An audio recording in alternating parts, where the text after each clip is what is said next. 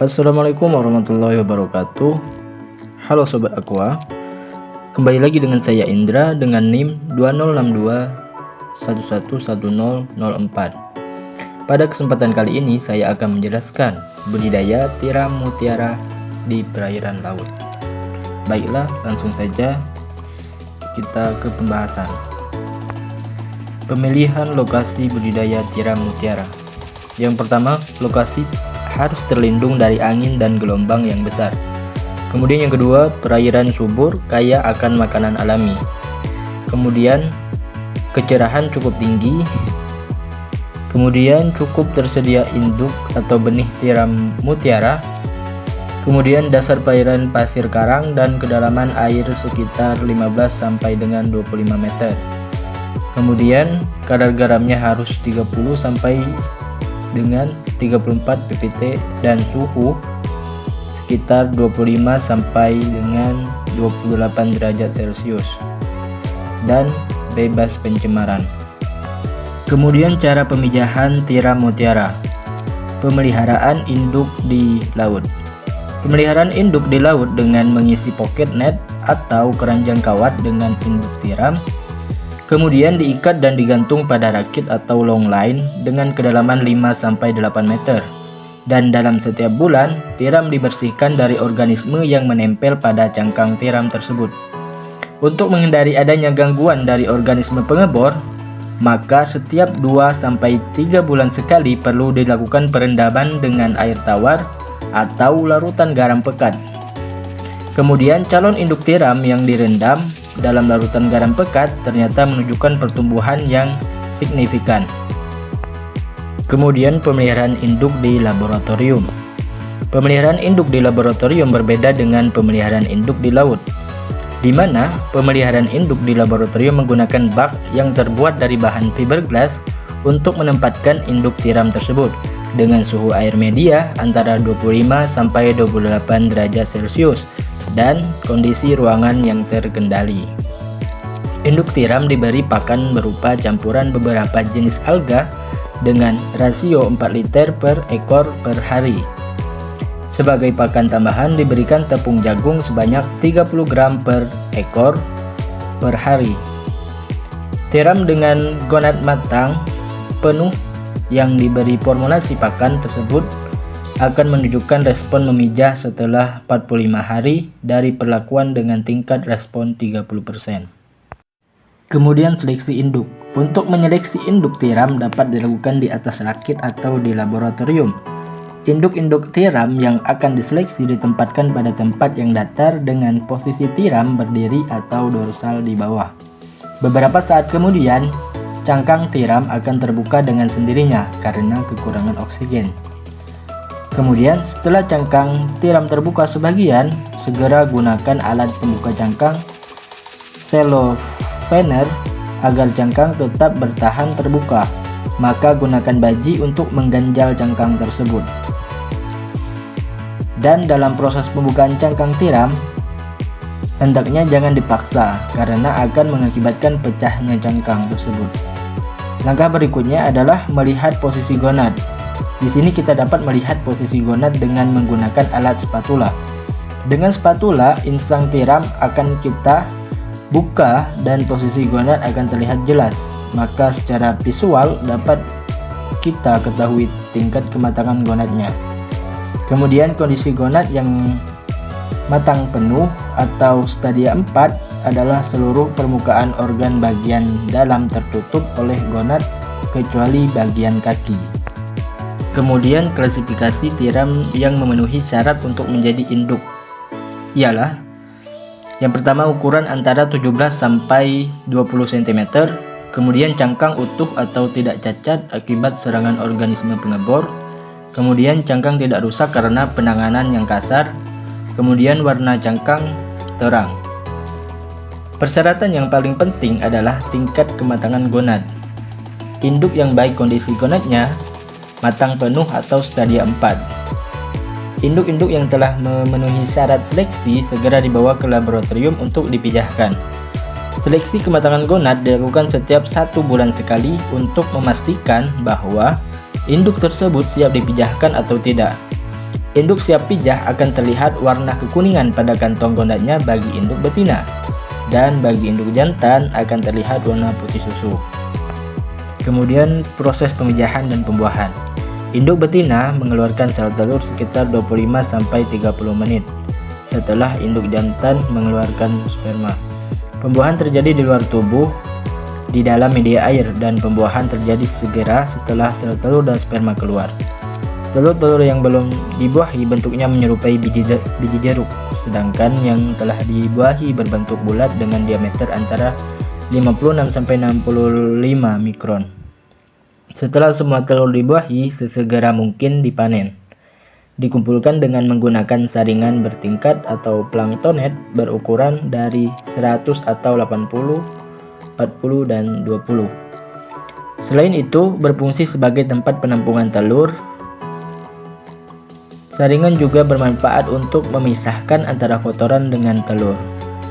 Telur-telur yang telah terkumpul kemudian dibilas dengan air laut bersih dan dipindahkan ke dalam bak penetasan atau langsung ke bak pemeliharaan larva dan dijadikan satu. Pada kasus ini, periode penggantian air harus benar-benar diperhatikan, dan padat penebaran awal berkisar antara 5-7 sel per cc. Kemudian perkembangan dan pemeliharaan larva. Pada stadia Veliger atau larva bentuk B dicapai setelah larva berumur 18-20 jam dan berukuran 70 x 80 mikron. Pada stadia ini, larva sudah mulai diberi makan mikroalga Isochrysis galbana atau Filuteri. Jumlah pakan antara 3.000-4.000 sel per hari, diberikan 2 kali, yakni pagi dan sore. Pada stadia awal larva D sampai stadia umbo diberi pakan fitoplankton spesies Isochrysis galbana dengan kepadatan 5.000 sel per hari. Sedangkan memberi pakan jenis Isochrysis galbana strain Tahiti terhadap larva dengan kepadatan 20.000 sel per mililiter. Setelah 12-14 hari, larva mengalami metamorfose menjadi stadia umbo, yakni 130 x 135 mikron, ditandai dengan adanya tonjolan atau umbo pada bagian dorsal. Padat penebaran larva mulai dikurangi setelah mencapai stadia umbo dengan jumlah 5-7 ekor per cc. Pakan yang diberikan ditambah menjadi 3.000-4.000 sel per cc per hari. Aplikasinya dapat divariasi campuran antara Isochrysis galbana dan Filuteri dengan perbandingan 1:1. Lagi rata Isochrysis galbana merupakan jenis pakan yang paling baik bagi larva bivalvia di daerah tropis. Larva yang sehat dicirikan oleh aktivitas gerak, distribusi, dan warna bagian perutnya. Larva yang sehat nampak bergerak aktif berputar dengan menggunakan selianya. Mereka akan menyebar merata terutama pada bagian lapisan permukaan dan tengah. Sedangkan yang berada di bagian bawah kondisinya kurang baik. Secara mikroskopis, larva yang sehat akan aktif memburu pakan sehingga bagian perutnya berwarna kuning tua. Larva yang cukup akan atau sedang, bagian perutnya berwarna kuning, dan larva yang tidak mau makan, perutnya berwarna kuning muda. Warna larva dapat bervariasi tergantung dari jenis pakan yang dikonsumsinya, tetapi larva yang sehat biasanya berwarna coklat keemasan, terutama di bagian saluran pencernaannya. Pada stadia awal, warna larva dapat berubah nyata bila mengkonsumsi pakan dengan warna yang berbeda. Namun, seiring dengan pertumbuhan larva dan cangkangnya pun semakin bertambah tebal, maka pengaruh warna pakan tidak terlihat lagi. Selama pemeliharaan larva, media air yang digunakan sebaiknya diperlakukan melalui sinar ultraviolet, sehingga larva dapat terhindar dari infeksi jamur dan membunuh spora atau bakteri, serta kompetitor yang hidup bersama di media pemeliharaan. Untuk menjaga kualitas air, maka perlu dilakukan pergantian air setiap 2-3 hari sekali sebanyak 50-100%. Setelah larva mencapai stadia pediveliger atau umbo akhir, berumur antara 18 sampai 20 hari dan berukuran 190 sampai 200 mikron. Larva mulai mencari tempat untuk menetap. Pada fase transisi atau fase akhir kehidupan planktonis larva terjadi pada hari ke-20 sampai 22 atau disebut stadia plantigrade. Larva plantigrade ditandai dengan tumbuhnya cangkang baru di sepanjang periferi. Benang-benang bisus diproduksi untuk menempelkan diri pada substrat dan larva berukuran sekitar 200 kali 230 mikron. Penempelan adalah proses tingkah laku yang dilakukan oleh larva sebagai akhir. Awalnya larva menggunakan kakinya untuk berenang dan bergerak perlahan-lahan saat akan menempel pada substrat. Jika jenis substrat yang ditempeli kotor, maka larva akan melepas. Selanjutnya akan menuju proses Kemudian pendederan.